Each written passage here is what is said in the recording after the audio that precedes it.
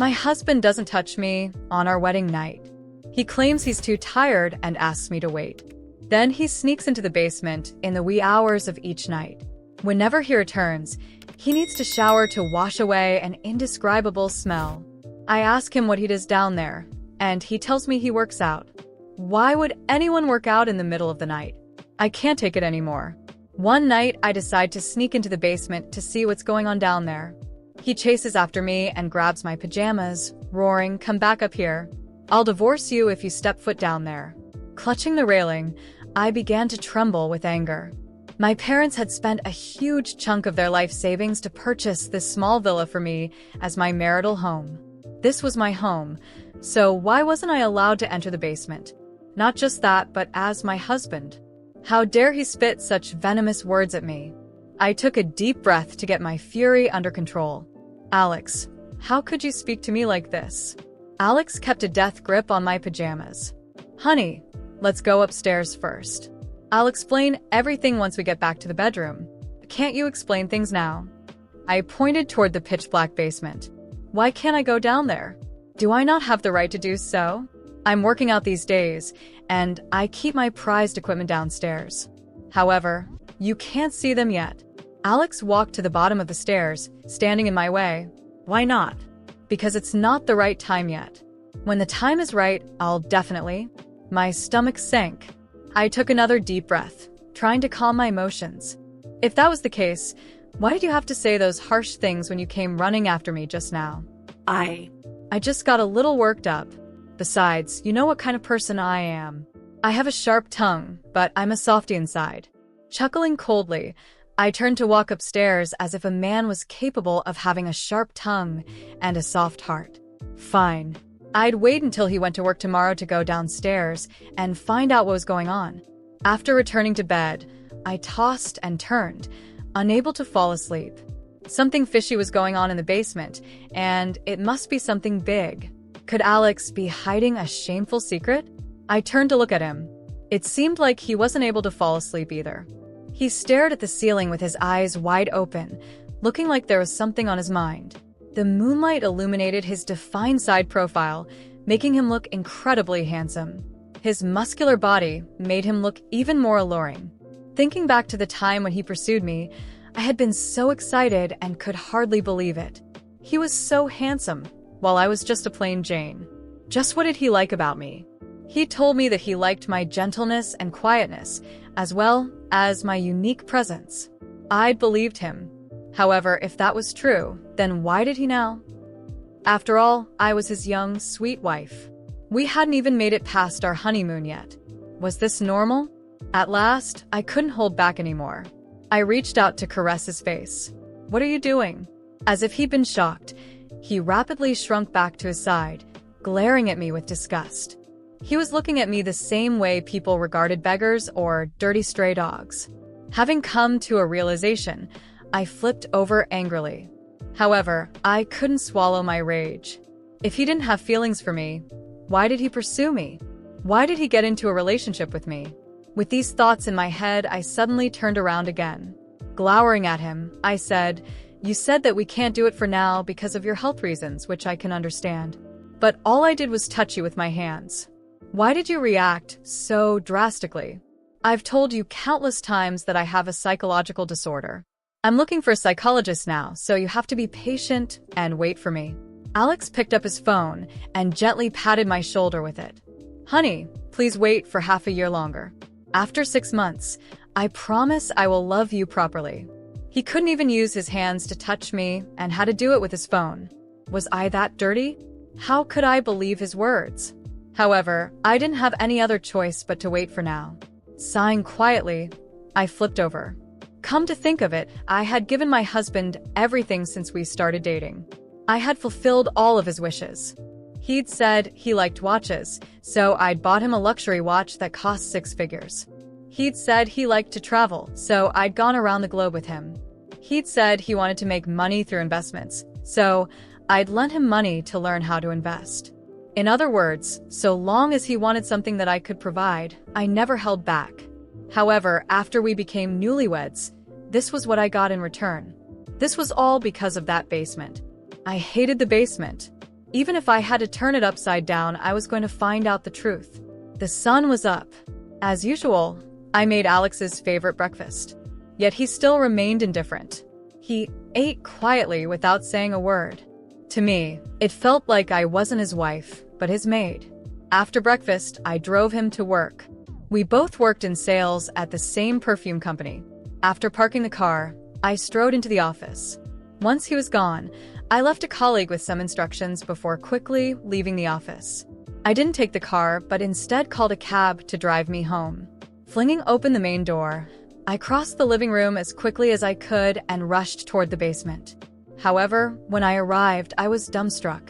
Scattered across the basement were photos and carefully kept letters, though worn by time.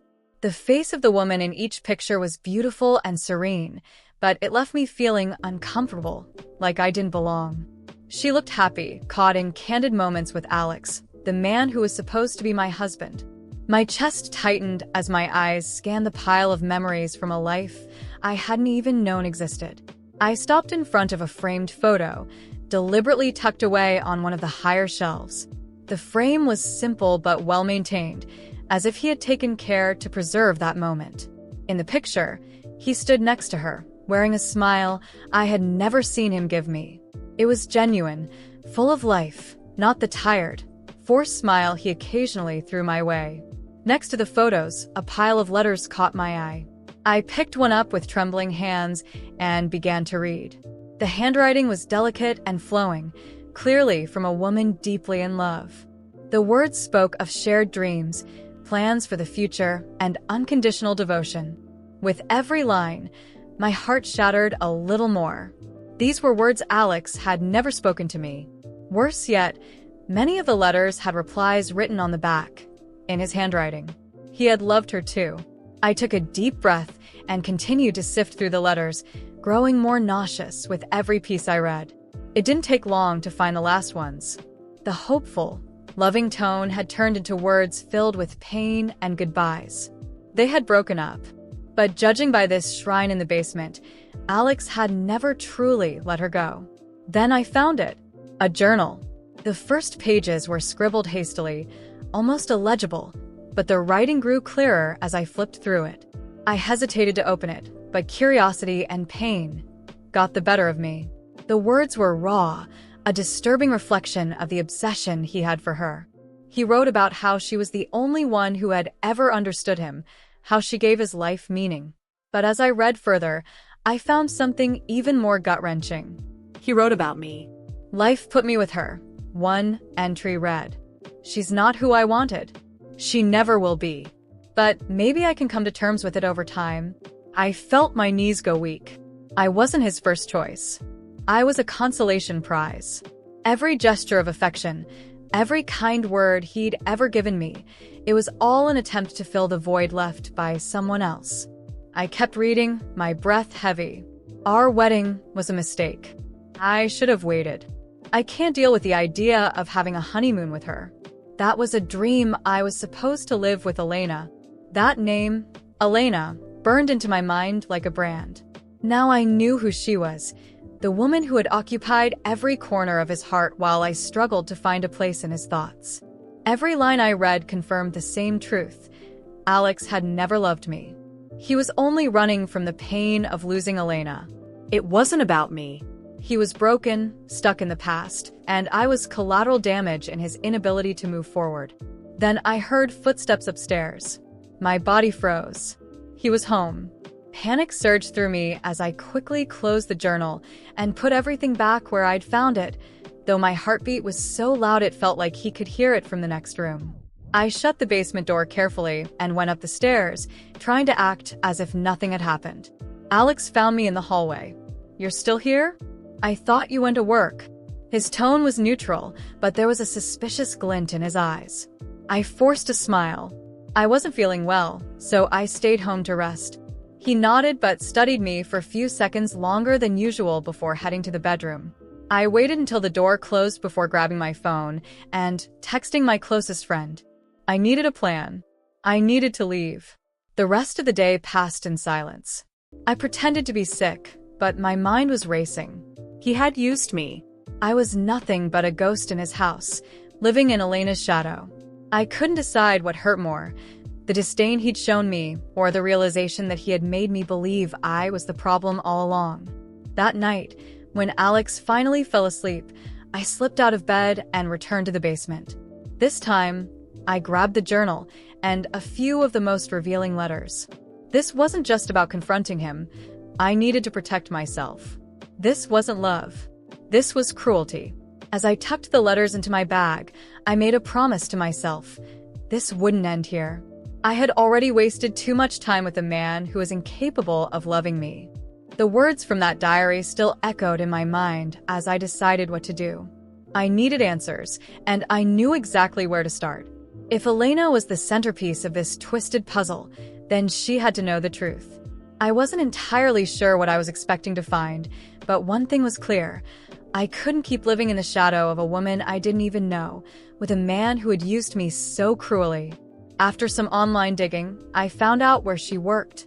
It felt surreal to take this step, but anger and the need for understanding drove me forward. I parked near her office, trying to steady my racing heart. When I saw her coming out, it immediately became clear why Alex was so obsessed. Elena was beautiful, elegant, exuding a confidence that commanded attention. It wasn't about her looks. It was about the aura she carried, something Alex could never control, which perhaps was what attracted him so much. I took a deep breath and approached her. "Excuse me, are you Elena?" She frowned, clearly confused, but nodded. "Yes, that's me. Can I help you?" My voice wavered, but I pressed on. "My name is, well, I'm Alex's wife. I know this sounds strange, but I need to talk to you. It's important." Her surprise was evident at the mention of his name, but after a moment of hesitation, she agreed. We sat down at a nearby cafe, and I told her everything. I explained the basement, the letters, the diary, and how he clearly hadn't let go of what they had shared. As I spoke, her face showed a mix of shock and discomfort. When I finished, she let out a long breath before speaking. "I had no idea he still kept those things. Alex and we were in a relationship years ago. At first, it was good. He was attentive, passionate, but over time, it became suffocating. He had this need to control me, to put me on a pedestal I never asked to be on. When I realized that wasn't love, but obsession, I ended it. It was hard, but it was the best thing I ever did." Her words hit me like a punch to the gut. Everything clicked into place. Alex wasn't just stuck in the past. He was stuck on an idealized version of Elena, a dream that could never be real. "And me?" I asked, my voice cracking. Did he choose me because I look like you?" She avoided my gaze, clearly uncomfortable, but didn't deny it. "Maybe, but that's not your fault. He needs help. And I don't think that's something you can fix." I thanked her for her honesty, even though her words were like knives cutting into me. It wasn't her fault, but I couldn't help feeling humiliated knowing my life with Alex had been a lie. As I left the cafe, I was resolute. He didn't deserve another second of my time, and I was going to make sure he understood that. When I got home, Alex was sitting in the living room, distracted by his phone. He barely glanced up when I walked in, but the silence that hung in the air seemed to alert him that something was wrong. "We need to talk," I said firmly. He looked up, surprised. "What's wrong?" I didn't have time for games. I pulled the diary out of my bag and threw it onto the table between us. I went into the basement. I read everything. The letters, your notes, your diary. His shock was immediate, followed by an expression he quickly tried to mask. "You had no right to go through my things." I laughed bitterly. "Your things? You mean the letters to Elena? The diary where you write about how I'll never measure up to her? About how our marriage was a mistake because you couldn't wait for hers?" He paled, unable to respond. I took advantage of a silence to continue. I spoke to her. "That's right, Alex. I went to Elena. And do you know what she told me? That she ended things with you because you were obsessed, because you turned what you felt for her into something toxic. And now I'm just a replacement. A cheap stand-in for the woman you could never have." He tried to interrupt. "That's not true." I held up a hand, cutting him off. Don't you dare lie to me. Not after everything. I was your wife. I gave you everything. I supported you, loved you, dedicated myself to this marriage. And what did I get in return? Disdain. Silence. And now I find out you only chose me because I reminded you of her. Alex lowered his head as if he'd finally been defeated. I'm sorry. I laughed again, cold and full of contempt. No. You're not. And do you want to know something? This is exactly why she left you. Because you don't know how to love anyone except the fantasy you create in your head. You never saw me for who I am, Alex. And I refuse to spend another second of my life with someone as pathetic as you. He tried to say something, but I was already on my feet, heading to the bedroom to grab my things. I called a lawyer that same day. The divorce would be swift and final, leaving no room for second-guessing. In the end, Alex lost more than just a marriage. He lost any chance at redemption. While I rebuilt my life, he remained stuck in his past, alone with his memories and regrets. And honestly, he deserved every second of it.